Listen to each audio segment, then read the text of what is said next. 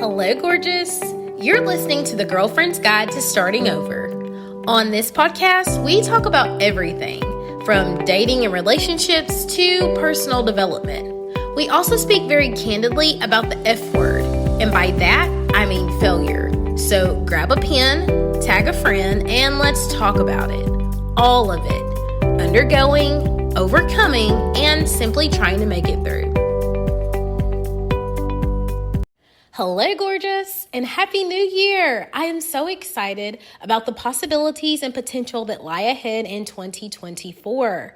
We have made it to the new year. If you don't know, you are listening to the Girlfriend's Guide to Starting Over podcast, and I'm your host, Kayla.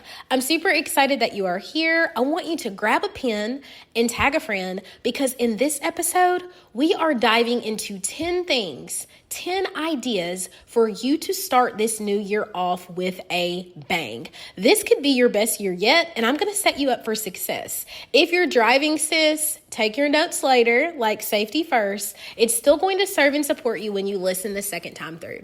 So first things first, we get to decide who we want to become. Gurus everywhere are pushing you to plan out Q4 or to set these goals or what you want to accomplish by the end of the year, but I'm completely different, and I'm far more concerned with you deciding who you want to be. Who do you want to be in 2024? Because once we decide who we want to be, it's so much easier to get to those goals and to reach success. After you've established who you want to be, we get to write down the habits that will support that version of you. So number one was decide who you want to be. Number two is write down what habits will support you to become that version of yourself. Perhaps you want to be the type of person who wakes up early in the morning so you're never late for work. So one of the habits might be making sure you get a good night's sleep or setting your alarm a little bit earlier in the morning. Whatever it is, in order to be a new person, you have to do new things. And so if you're interested, reach out to me. I have a habit tracker. I have a daily planner. I have all of these things all packed into a bundle for $7. And I can serve and support you to help you get started on that. Number three, we get to deep clean our home. Let's really cleanse our spaces to welcome the new, out with the old. We don't want dust collected in the corners. Pull down your glasses that you haven't washed this year. Clean those out. Clean on the top of your refrigerator. Clean out your microwave. Do not let those little bitty bits of grit and grime go into the new year. Now, if you are superstitious, I'm not saying that you have to wash clothes on New Year's Eve or New Year's Day, but that very first week, I want you to pull out your furniture, run that vacuum cleaner, dust, hit the baseboards, completely cleanse your space. And during this cleansing process leads us to number 4, declutter unneeded items. Let go of some of the things that you've been holding on to. I know that every single girl that I know, myself included, has a pair of fat pants, right? It's the pair of jeans that once you put those jeans on, you're like, ooh, girl, you're getting out of control. And most girls also have a pair of skinny pants. That pair of pants that you're like, one day I'm going to get into those. I want you to be kind to yourself and only keep things in your closet that fit and make you feel good. Do not allow yourself to hang on to those pants that no longer fit, the ones that you should have donated to the Goodwill at the beginning of last year, but you've held on to for many, many years. Let them go. I want you to go through your pantry. Throw out anything that's expired, anything that you haven't eaten. I want you to go through your refrigerator. Throw out all that stuff. Go through your blanket closet. How many people still have clothes in their closet that have the tags on them?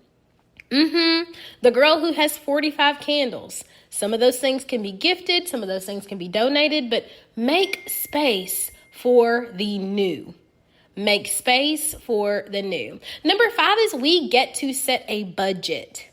We get to set a budget. I posted on Facebook, I guess it was maybe Sunday or Saturday, that this is our mature year. We get to mind our mouths, our mood, our money, right? So money management is going to give you so much freedom in the future. I know right now, especially with inflation being so high, it's really hard to pinch pennies, but I want you, when you get paid, to pay yourself first. Put something in savings, put something up for a rainy day. And you might say, Kayla, I'm strapped. I'm not saying that you have to save hundreds of dollars. It may be $25, it may be $50, it may be just an extra 10. I just want to reiterate that it's important that we're putting something away and that we're budgeting for the things that we enjoy to do. And so for me, I have a fun account. I am committed to putting a certain amount of money into that fun account every single month. And from that account, that's where I get my nail money. That's where I get my coffee money. That's where I get my I'm going to eat out after work with my friends money. That's where if I'm splurging on something, I pull from there. So maybe you could start out with just giving yourself an allowance for each week or each month and just staying within that limit. And that requires discipline. You're going to have to tell yourself no sometimes when you really want to say yes. But I'm promising you that creating discipline in your finances now creates freedom in the future. All right, number 6. I think this is number 6.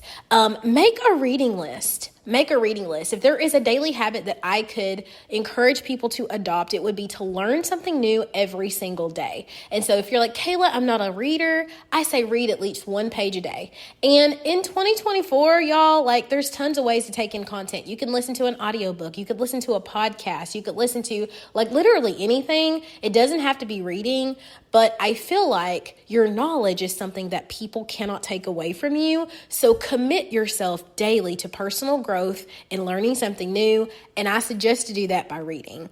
I do have a 2024 must-read list. There's 8 books on it, and I definitely will be reading more.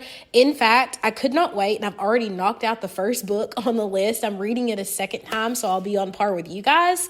But ask me how to score my 2024 read list. It is actually a part of that bundle that I talked about earlier, but definitely read.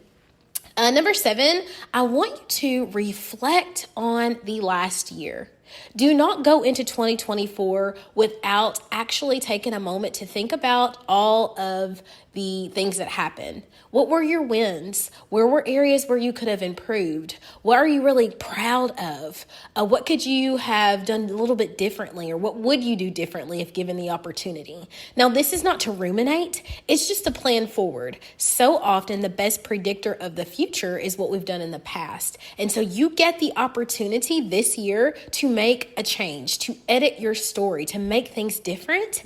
And the only way that you can do that is if you truly take an honest reflection of what occurred. Number 8, create a wellness plan.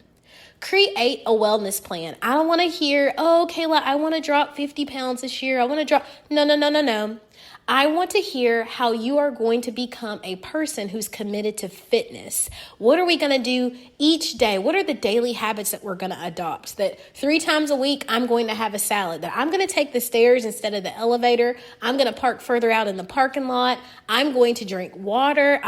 What are you going to do daily? What is your wellness plan? And maybe that is buying into one of these like preset dinners, like Factor or something like that. This is not a plug for them. I'm just saying, how do we make this easy? How do we make it convenient? And how do we make it realistic for you? I want to hear all about it. The more healthy you are, the better you are in wellness, the longer that you can live, ideally. And most of us want to live full, fulfilling lives. And that starts with our intake, mind, body, and soul. It starts with our intake. Number 9, go ahead and set aside your time for vacation. When are you going to relax? Now, I know that your company or business may have some rules around when you can request the time off, but right now, before the year takes off, assign like a week or 2 or 8 days or whatever that you are going to lay back, chill. That you're going to take some time away to step away from corporate, to step away from your business, to step away from all of the rigmarole of life and just relax. If you don't build it into your schedule, it won't happen. You're going to be celebrating those long weekends and being like, man, I should have taken an extra day or 2, or man, I really should have taken off for my birthday this year.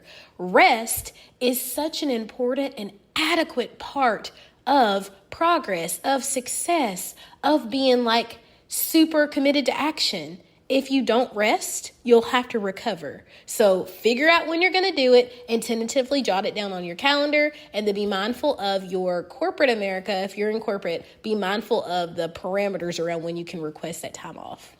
Finally, make time to connect with your family and your loved ones. Make that time. As middle-aged women, many of us are in that sandwich generation where our parents are older and they kind of need our help, and then our children are younger and they kind of need our help. And so it can be really easy to get bogged down with everything that you have to do, and then you're not seeing your mom or your grandma or your friends or your cousins or as frequently as you would like. Even if it's, hey, on the third Sunday of the month, can we get together for family dinner? Or, you know what, this Valentine's Day, can we have a family is love and we all just go out to eat together? Be intentional about spending quality time with the people that you love. I mean, phones down, no screens, laughing, games, food, fellowship, like genuinely anchor down in letting the people know that you are there with them and that you desire to be in that moment. And again, it's one of those things that we get to organize in advance.